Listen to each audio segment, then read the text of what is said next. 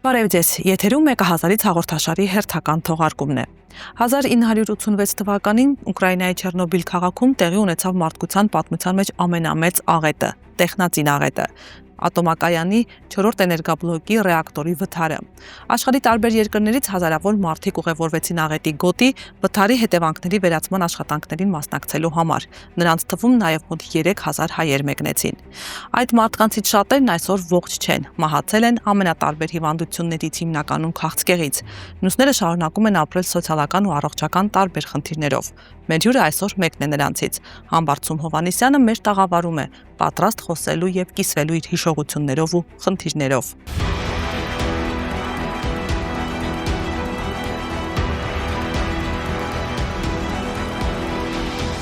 Չեռնոբիլի ատոմակայանի վթարը համարվում է մարդկության պատմության ամենամեծ տեխնածին աղետներից մեկը։ 1986-ին ռեակտորի պայթյունը ոչ միայն կործանեց կայանը, այլև տարածեց մահաբեր ճառագայթում ամբողջ տարածաշրջանում։ Վթարից անմիջապես հետո հրշեջները, զինվորականներն ու այսպես կոչված լիկվիդատորները լծվեցին վթարի հետևանքների վերացման աշխատանքներին։ Մարում էին ռեակտորի եւ հարակից շենքերի հրդեհները, ռեակտորի տանիքներից եւ տարածքից ձեռքով հեռացնում էին գրաֆիտի ու վառելիքի բեկորները, շատ դեպքերում աշխատում էին մի քանի վայրկյան որովհետև ճառագայթման մակարդակը չափազանց բարձր էր։ Նույնիսկ ռոբոտները շարքից դուրս էին գալիս եւ մարդկանց էին ուղարկում նրանց փոխարեն։ Շատերը ստացան մահաբեր ճառագայթման չափաբաժին հենց առաջին ժամերին։ Այդ աշխատանքներին շուրջ 3000 հայ է մասնակցել։ Այդ օրերին կառուցվեց պաշտպանիչ մետաղական կառույցը՝ սարկոֆագը, որը պետք է սահմանափակեր ռադիոակտիվ նյութերի արտահոսքը։ Սակայն այդ հերոսական ջանքերը թանկ արժեցան։ Լիկվիդատորներից շատերի առողջությունը անդառնալիորեն վնասվեց։ Նրանք տառապեցին ծանր հիվանդություններով, իսկ շատերը տարիներ անց մահացան ճառագայթման երկարաժամկետ հետևանքների պատճառով։ Պրիպյատ քաղաքը, որը գտնվում էր Չեռնոբիլի ատոմակայանի անմիջական հարևանությամբ, 1986 թվականի վթարից հետո ամբողջությամբ տարհանվեց եւ դարձավ մեռած քաղաք։ Մինչ օրս այնտեղ մշտական բնակչություն չկա։ Չնայած այսօր կազմակերպվում են վերահսկվող տուրիստական այցեր, այցելուների տեղաշարժը խիստ սահմանափակված է, իսկ որոշ հատվածներում երկար մնալը արգելվում է, տարածքում դեռ պահպանվող ճառագայթման վտանգի պատճառով։ Բազմաթիվ մարդիկ դիտելով մեր հաղորդումները անհատապես օգնում են մեր հերոսներին։ Նախագծի գործընկերը Ձերժավա ընկերությունն է։ Ձեր դիտումը, մեկնաբանությունը եւ տարածումը շատ կարեւոր է մեզ համար։ Դրանով դուք ոչ միայն ձեր մեծ ներդրումն եք ունենում հաղորդման զարգացման գործում, այլ նաեւ մեր հերոսների խնդիրների հանրահռչակման եւ լուծումներ գտնելու հարցում։ Բարև ձեզ, պարոն Համբարձում։ Բարև ձեզ, շատ շնորհակալ եմ, որ ընդունեցիք մեր հրավերը։ Ես էլ շնորհակալ։ Շուրջ 40 տարի է անցել, հա, այդ աղետալի վթարից, որից հետո դուք եւ հազարավոր այլ մասնագետներ Հայաստանից ուղևորվեցիք դեպի Չեռնոբիլ։ Ճառագայթման այդ բարձր պայմաններում նաեւ ոչ բավարար պաշտպանիչ միջոցների, հա, արկայությամբ մասնակցելու վթարի հետևանքների վերացման աշխատանքներին։ Այո։ Խնդրում եմ ասեք, ով էիք դուք այդ ժամանակ մասնագիտությամբ եւ որտեղ էիք աշխատում։ Ես աշխատում էի ատոմային էլեկտրակայանում, էլեկտրոթեխում որպես էլեկտրիկ մասնագիտությամբ։ 86 թվականին աղետելների ժամանակ ինձ կանչեցին եւ ուղարկեցին կոմանդիրովկա։ Այն ժամանակ ասում են մեծա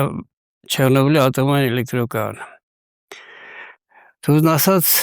այն ժամանակ ոչ մեկը չէին ուզում գնային, վախենում էին։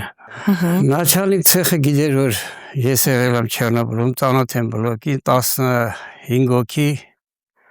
մեր տղաներից, էլեկտրոթեխի տղաներից կոմանդիրովկա ձևակերպեցին, որ դի գնանք, որից 5 հոգի հրաժարվան։ Այն ժամանակ Այսինքն ունեիք հրաժարվելու հնարավորություն։ Ես էլ ունեի հրաժարվել, բայց հրաժարվելուց հետո ես պետք է ազատվեի աշխատանքից։ Այդպեսի հրաման էր դրած։ Պարոն Համբարձում, դա սովորական պայթյուն չէր, ոնց որ օրինակ ռումբը կպայթեր, հա, դա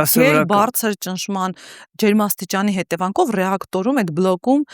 գազերի եւ գոլորշու պայթյուն էր, հա, որի հետևանքով բարձր ճառագայթում եղավ։ Ես մի քիչ ռադիացիոն նյութերի արտահոսք եղավ։ Պատասխանեմ կոշտ, ասեմ էլ այդ բանը։ Կոշտ եւ հասկանալի։ Հա, ոնց որ չայնիկը դնես ջրի վրա, ջուրը առանց ջրի եղա, չայնիկը դնես պլիտ բանին տակացնես, հետո ջուրը լցնես մեջը, ինչ կլինի։ Չայնիկը կարմրած վիճակում, ջուրը լցնում ես մեջը, ինչ կլինի։ Արտահոսքի անգամից պայթյունի նման, այո, դուրս գցայտի։ Ունդեղ էլ մոտավորապես 120 տոննանոց կալվածքներ, որ դրած էր ռեակտորի վրա, դեղ Չեռնոբիլի ատոմային էլեկտրակայանում եղել եմ։ Պայթյունից հետո այդ Բազում հազարավոր բեկորների վերածվեց այդ ռադիոակտիվ նյութերը։ Ծածկոցը, մոտ 120 տոննանոց ծածկոցը վերցնում է պատալոկով, բանով, ուրանով, ամբողջ տարածքով մեկ ծրել էր։ Գնալուց դու գիտեիք ուր եք գնում։ Իհարկե գիտեի, որտեղ ես աշխատում եմ ռակտորի ցեխում, գիտեի ռադիացիան ինչ բան է։ Մեծամասնություն զուգարկում են պատճառով, որ ես գիտեմ ռադիացիան ինչ բան է։ Լավ, երբ որ գնացիք, հասակ տեղ, ինչ պատկերի ականատես եղաք։ Ինչ էր կատարվում այնտեղ այդ անմիջապես վթարից հետո։ Հետաքրքիր հարց է։ Հիմա ես պատասխանեմ ձեզ սկզբից։ Ամենահետաքրքիրը այստեղ է սկսվում։ Ամենահետաքրքիրը, որ մենք ասել դուրս գալուց մեզ հետ դիրեկցիան թույլատրեց վերցնել մոտ 100 լիտր սպիրտ։ Օղի։ Հա։ Բայց մենք այդքան չկարողացինք տանենք, մի 20 լիտր նոր հազիվ տեղավորեցինք, թույլատրում էր։ Հրամանները, որ թույլատրում էր։ Այն ժամանակ մեր գնալուց արդեն մենք իմացանք, որ սկզբնական շրջանում թույլատրելի սպիրտային օգտագործել, որովհետև համար առաջին վնասը որ հասցնում դա մարդու շիտավիտ երկրների վրա էր։ Վահանաձև գեղձին է վնասում։ Հարագայթում մազում է վահանային գնա։ Կիևից через Припятский море, Черногорский море, մտանք Pripyat։ Հետո մտանք Pripyat, տղաները 12 հոգի, որտեղ 3 հոգի ազատվան աշխատանքից չեկան Չեռնոբիլ, ծնողն է չթողեցին, 12 հոգով ռակետով Կիևից շորերը փոխվելուց հետո ռակետով գնացինք դեպի Չեռնոբիլ։ Մեր տղաներից մեկը իմը մահացել է։ Պատվավ մեր տղերքից մեկի գնացածներ արդեն մեզանից ուրիշ մարդիկ էին գնացել, ասեմ ում է դες պատվարիսը բա եզնիկն է մեր դոզիկներից է չես ճանաչում ասի։ Պատերացրա իր այս կոկորտային մասը ոչինչ չէր երևում, ուռած էր։ Եվ մեզ ասավ այդ ճառագայթումից էր։ Այո, ինքն արդեն մի ամսից ավել ընդեղ էր։ Ասինք, բայց ինչա վախ սպիրտ կամ մոտ բերել եք, ասինք, հա, դու մի բաժակ խմենք էլի։ Մենք առաջվա 100 գրամանոց բաժակներ կային, դրանցով բացեցինք սպիրտը լցինք խմավ, այ ասավ դու մեր թգիչն եք, իրիկուն մենք հանդիպենք, ասինք հա։ Ու գնաց, կեսլիտրի լցեց դրեց տուց գնաց։ Իրիկունը շամ 8-ներ եկավ, մեզ գտավ, չկար ոչ մի բան։ Ուզը հարցված։ Իջել էր արդեն։ Նորմալ, հա, նորմալ վիճակը։ Ու զգացինք, որ սպիրտը պարտադիր է։ Եվ 33 օր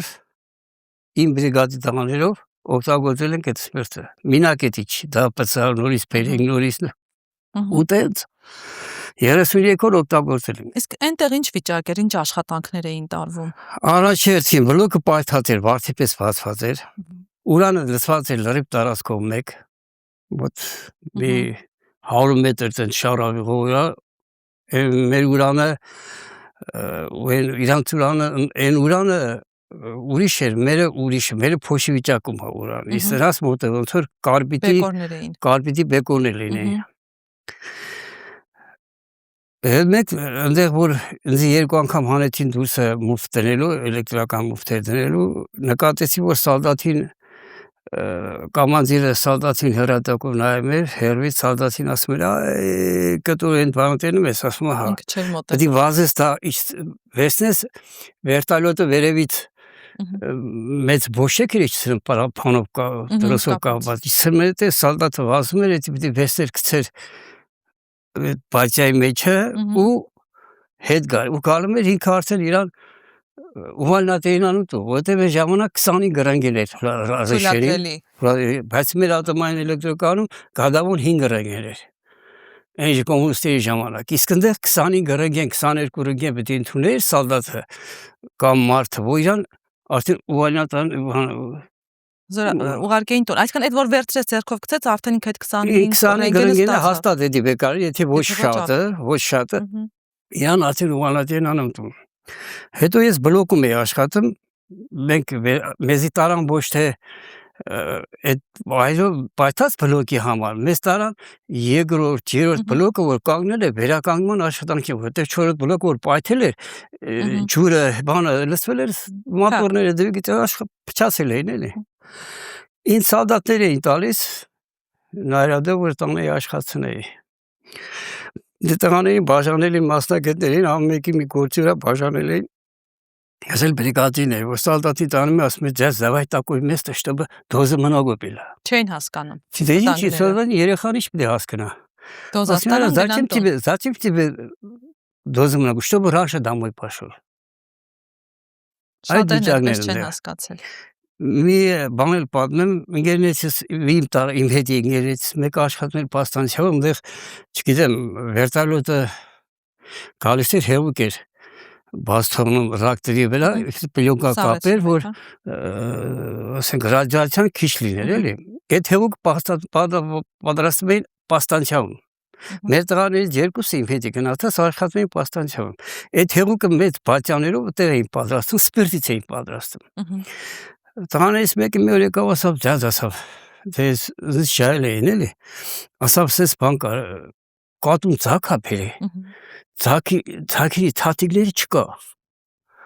ասի ոնց բա, մի օր գնացի, ասի ստացուց ձակերը թաթերը չկային, կտկտալով պոլերի վեր ման էին գալում։ Արդեն ազդեցությունը թողել էր ազդեցությունը կա, ես այդ ժամանակ 3 ամիս, պատյելուց 3 ամիս հետո այնտեղ։ Հա։ Արդեն իր գործը արել էր։ Արդեն մեզանից առաջերտին ատոմային էլեկտրոկանից գնացին դոզիմետրիստները, հետո գնացին դեզակտիվատորները մեր մոտի ատոմային էլեկտրոկանից, հետո արդեն մեզի ուղարկեցին բլոկը վերականգնման, մյուս բլոկները վերականգնման համար։ Իսկ մթերքը, բնամթերքը ինչ ասեմ դες, մթերքը ես առաջի բլոկի ժամանակ որ եղել եմ այնտեղ, մեր ստեղի մբա շտամբովկա գիլազները, ընդեղի բալը, մեր են բալերը դարձել են շտամբովկա գիլազ։ Այդքան մեծ էին արդեն։ Խաբանի, թորենի դեմ մայիս, հունիս այդ ամիսներն էինք արդեն, են թողունը, թորենի թողունը, 2 դույմանոց հաստություն էր և մի 20 սանտիմ մեծության, այդ ձևի թողուններ էր։ Խնձորները, փոքր խնձորները, մեր մոտոր մամդը խնձոր, իրաց մոտը մեր դեմերջան խնձորից մեծ էին, այդ ձև էին։ Ճառագայթման հետ։ Այո, ճառագայթման հետևանքով էր սա։ Իսկ ես զգացի, որովհետև ես որ մանտայի ժամանակ էր, արդեն գիտեի այնտեղ ինչա, ու հիմնվել արդեն տարբերությունը ես զգացի ինչ էր։ Իսկ պաշտպանիչ միջոցառումները ըստ պատշաճի իրականացվում էին։ Ըստ պատշաճի սկզբնական շրջանում թույլատրել էին դες սպիրտային մաս օգտագործել, առաջին մի ամիսը, հետո որ ռուսները ընդհանրապես սիրում են խմել, խմում գնում էին Գետինները, Էսյանը, արգելել էին կատեգատիսկի։ Մեր պիվան այնտեղ ящикներով մեր ջերմուկներ, հայկական ջերմուկը պիվան էլ եղել, թույլատրել են, բայց հետո մեր գնալու ժամանակ արդեն արգելել էին արդեն, մի ամիս, 2 ամիս հետո արդեն արգելել էին։ Խմիչքը սպիրտնային լրիվ արգելել։ Համազգեստ կլիներ, մեքենաներ, համազգեստը հագնում էինք սովորական համազգեստեր, սպիտակ կամբիզոն էինք հագնում, մեր շորերն էր էլի, գալիս էինք, մտնում էինք, ասենք, ռակ բլոկը աշխատելուց հետո, հա, մեզի մոտ 13 կիլոմետր հեռավորության վրա էինք բլոկից, քիշերը, այդտեղից նստնում էին ավտոբուսներ էր, սվինապատատ էր լուսամուտները, լրիվ մենակ վարորդի դեմներ երևում։ Ճանապարհի կեսը գնալուց հետո մենք տրանսպորտը փոխում էինք։ Հա։ Բարերա էր սարքած պիտոնից, իջնում էինք դրամ ասում ենք, այն կողմն ասել ուրիշ մեքենաներ էին կայնած, էլ ավտոբուսներ, նստում ենք դե միջև ասում ենք բլոկ։ Այդ պայմաններում առանց պաշտպանիչ համազգեստի ոնց էիք աշխատում։ Նամորդիններ կար, մահացու վտանգավոր տարբեր ձևի նամորդիններ կար ածխվի նամորդիններ կար, մի քանի տեսակի նամորդիններ կար, այդ էինք դնում, ուրիշ պաշտպանիչ միջոց չկար, այդ էր։ Աստված մեր հետ։ Քանի օր այնտեղ մնացիք։ Ես մնացի 33 օր։ Ու հետ վերադարձա։ 33 օրով եկա, ինձ տվեցին 12 ռնգեն, իբր թե այդտեղ դժդոժ եմ հավաքել, բայց որ եկավ արդեն կարգեր կոմունիստական կարգերը փոխավ եւ կարտատեկիա մենք հանեցինք։ Այսինքն ստե Չեռնոբիլ միություններ, հիվանդանոցներ, այդտեղ մենք եկանք մեր հիվանդանոցում չգիտեին ճառագայթում ինչ բաներ։ Այնտեղից որ գալիս էին բաները, ես բնակիչներով փախնում գալում էի, մեր ատոմային էլեկտրոկան էինք տանում, շորերը փոխում էինք երեխեքի, ռադիացիոն շորեր հանում գցում էինք, ատոմային էլեկտրոկան էր ասնանով, էլի մեր բանը, այս հիվանդանոցները նոր էին արդեն այդ ուղղությունով։ Ձեր ճառագայթման չափաբաժինը ինչքան էր իրականում։ Ահա, իմը 17 ռենտգենով ես եկա, հրամանով եկա մեծամորի ատոմային էլեկտրոկայան, բայց որ կարտատեկյա սարքեցինք, բացեցինք որտեղ եմ ապրել, որտեղ եմ սնվել, որտեղ եմ աշխատել, հետ վերադառնալ եւ ժամերով, բանով, եղավ 32 ռենտգեն։ Անթույլատրելի բարձր 32 ռենտգեն եղավ, բայց մեր գադավոն այն ժամանակ ես ռակտորի ցեխում էի աշխատում, 5 ռենտգեն էր։ Եթե 5 ռենտգենը եթե տարվա ընթացքում ընդունում էի, այսինքն կարող է մի օր բլոկի վերականգնման ռեմոնտի ժամանակ կարող է 5 ռենտգեն ընդունել, ինձ արդեն դուրս էին անում։ Այդ տարի այդ ամբողջ տարվա ընթացքում ես իրավունք չունեի մտնել ռակտորի ցեխ։ Շատ լավ, հիմա փաստորեն 1 ամսվա ընթացքում մի քանի անգամ թույլատրելի դոզայից բարձր չափաբաժին եք ստացել։ Դա ինչ կերպ, ձեր վրա ինչ որ կերպ, ձեր առողջության վրա ինչ որ կերպ անդրադարձա։ Առաջին մեր փրկությունը եղել է, մեր տղաների փրկությունը եղել է, մեր այդ 12 հոգուց, որ ես սպիրտային մաս ենք տարեհետներս, հիմա մի 4 հոգի են, որ մահացել են։ Ես առիթ ունեցել եմ նաև շփվելու այլ լիկվիդատորների հետ, իրենք ասում էին, երբ որ հարցրեցի որտեղ է ցավում, ասացին ոչ մի տեղ չի ցավում, բայց ոտի մատներից միջև մազերի ծայրը ցավում է, այսինքն ցավերը կան, դրանք չեն կարողանում իրենք, հա, գոնե հասկանալ, որ մասն է ցավում, ինչն է ցավում, ինչպես է ցավում։ Ասենք հիմա ինձ մոտ ես շաքարով հիվանդ եմ։ Ըհը։ Այդ չգիտեմ, մինակ ես չեմ։ Դա Հայաստանի Հանրապետության 20% շաքարով հիվանդ է։ Ես ասեմ դրանից է եղել։ Իմ հոդերս ցավում էր, չէի կարող դաժե նստում հլեմ կարող։ Հիմա էլ որ նստում եմ երկար ժամանակ չեմ կարողանում։ Ես չեմ կարող ասեմ, Այսինքն խնդիրներ ունեք, բայց դրանք չեք փորձում կապել ոնց կապեմ ես իրար, եթե նույն այդ վիճակով կա այն մարդը, որ չի եղել Չեռնոբիլ։ Հասկացա։ Հետո ես իշքան հիշում եմ այն ժամանակները, որ ասում են ճապոնացիք եկել են Հայաստան, հիշում եմ էլի, որ ծնողներից պատմելով, մեր իմանալով, այրոպորտից որ արդեն իջել բանը, նորից հետ են նստել սամոլյոտ են գնացել, որովհետև Հայաստանում ռադիացիան ավելի բարձր է եւ ատոմային էլեկտրոկայանն չի եղել։ Մենք ասեն իմունիտետ ենք ձեռք բերել, որովհետև Հայաստանում ռադիացիան ավելի բարձր է, որտեղ ուզում ես գնա Հայաստանում ռադիացիան ավելի բարձր է, քան թե ուրիշ որովհետև երկրում։ Դուք ասացիք, որ տարեկան 2 անգամ բուժումներ էիք ստանում, վերականգնողական նաև փուլեր էիք Այո, անցնում։ ատոմային էլեկտրոկայանը բուտուտեք ուղեգրեր էին բերում։ Իսկ որպես լիկվիդատոր այլ առավելություններ ունեք։ Այդ առավելություններ էլի, որ որպես լիկվիդատոր։ Ինչ առավելություններ էին տրվել այն մարդկանց, ովքեր մասնակցել էին այդ աշխատանքներին Հայաստանից։ Ինձ տվեցին, հետո Չեռնոբիլ բանը որ վերացավ, ինձ տվեցին հայրենական պատերազմի մասնակցի լրգոտներից օգտվելու հնարավորություն։ Ինչ հնարավորություններ տալիս։ Այդ հնարավորությունը, որ ես տարին մի անգամ երրորդ կարգը 50%-ով կարող էր գնալ Ռուսաստան, ասենք ճանապարհաբարձ, գնալ եւ հետ գալ։ Մի անգամ գնացքով, մի անգամ ինքնաթիռով, հետո Ռուսաստանի ամբողջ տարածքում անվճար, ասենք Մոսկվայից Լենինգրադից գնալ գալու Բարենային աջակցություն, Բարենային աջակցություն ես ստացել եմ իմ Չեռնոբիլի մասնակիցների համար բարենային աջակցություն ստացել եմ։ Չեռնոբիլի այն վաղ Ուկրաինայից օգնություն էր գալիս, Չեռնոբիլ մեդիցինը որ կար, Հայաստանի Չեռնոբիլ մեդիցինա, օգնություն էր գալիս, սննդամթերքի օգնություն էր գալիս, մեծամասնություն, մի քանի անգամ եկել, շատ չեկել, բաժանել եմ, ստացել ենք, իշքան հասնում է, ասենք այն ժամանակ 3000 հոգի մասնակցի ցուցակ էր գրած։ Բայց այս բոլոր առավելությունների մասին հիմա անցյալ ժամանակով եք խոսում։ Հիմա ոչ մի բան չի մնացել։ Հիմա ես, այսինքն իմ նմանները քիչ են, որոնք Չեռնոբիլ Առավել եւս պետք է ավելի մեծ աջակցություն եւ ուշադրություն։ Չունենք։ Էլը ես ինձ այս արդեն 4-րդ, 5-րդ տարին է ես ուղեգիրի չեն տալիս։ Այն ժամանակ տալիս էին ուղեգիր էին տալիս, գնում էի հանգստանալու բուժման, վանաներ, հիմա դա վերացել է, չկա։ Ինչպես են պատճառաբանում, ինչու չեն տալիս։ Չկա։ Նաև փակվեց այն բաժանմունքը այլվածքաբանական կենտրոնում, բաժանմունքի մասին է խոսքը, որ եթե այդ բաժանմունքը բացվի, մեր մնացող տղաներին շատ օգուտ կտա, որովհետև դե հնարավորություն չունեն մեծամասնությունը քաղաք Երևանում գան գալիս էին օրերով պարկում են, ամիսը տարին 2 անգամ գալիս պարկում ենք, բուժում ենք, օգնություններ, դեորիական վճարեր, ստեղ էլ է, բայց ոչ բոլորն են գալիս, որովհետև այնտեղ ճանաչում ենք, քույրերին ճանաչում ենք, վիշներին ճանաչում ենք, Այնտեղ որտեղ ներողություն։ ռադիոլոգիան։ Հա։ Մեր ռադիոլոգիա հիվանդանոցը, բայց որ փակելուց հետո ժողովրդի մեծամասնությունը էլ չգիտեմ ինչի կան, մարդիկ գիտեն որ գալիս են, բայց հատուկ են։ Պարոն Համբարձում, այսինքն հիմա ոչ մի բուժօգնություն, ոչ մի աջակցություն, ոչ մի տեսակի ուշադրություն չկա։ Ուշադրություն չկա։ Ժողովուրդը ոնց կարում է, մենակ այդ պետ պատվերն է, որ մի քանի հոգի գիտեն որ կապեր հետը պետ պատվերով վերցնում են, գնում են իրանց առողջության համար այս հիվանդանոց, մյուս հիվանդանոց։ Իսկ հիմա նայի իմը 3-րդ կարգ է։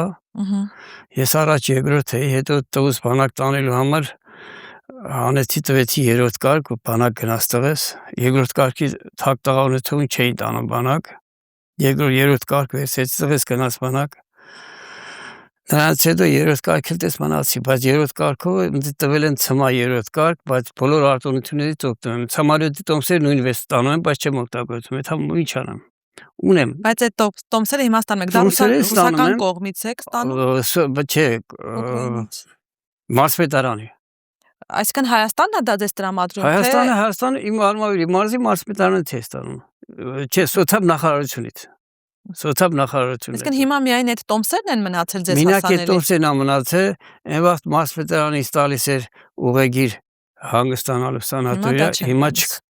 Հետի չկա, մի քան անգամ դիմել եմ չկա։ Այն վաղ ամեն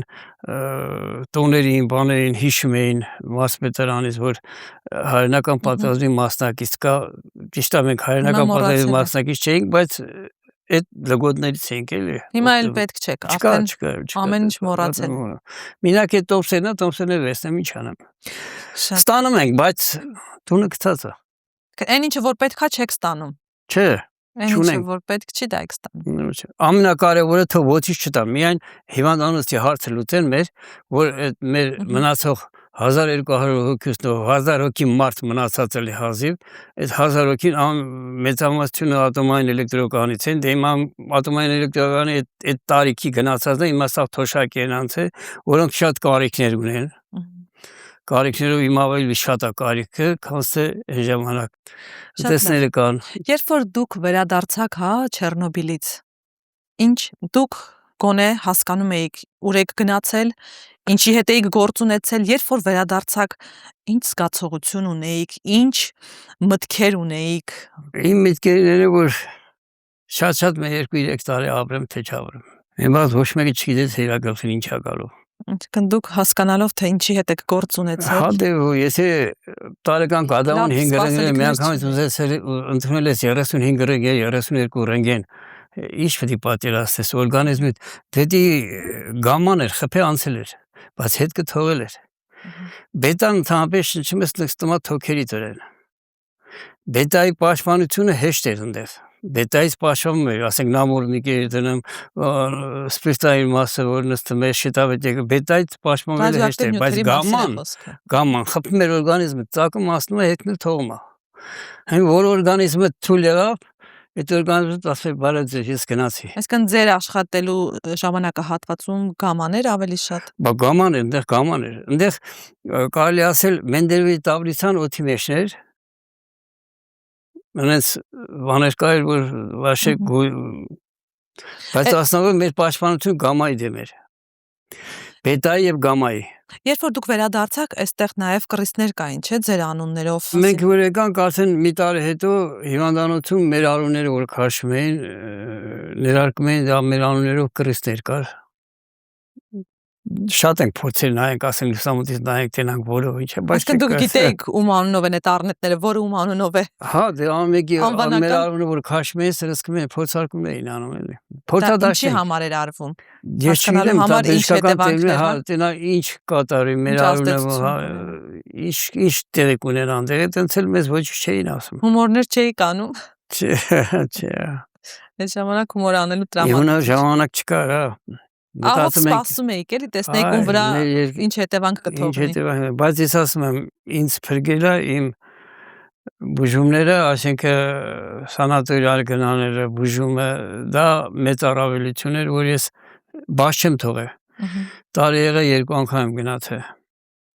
Իսկ ընկերներս ասում էին, դե պետք է մեզի հավես ունես։ Բայց ես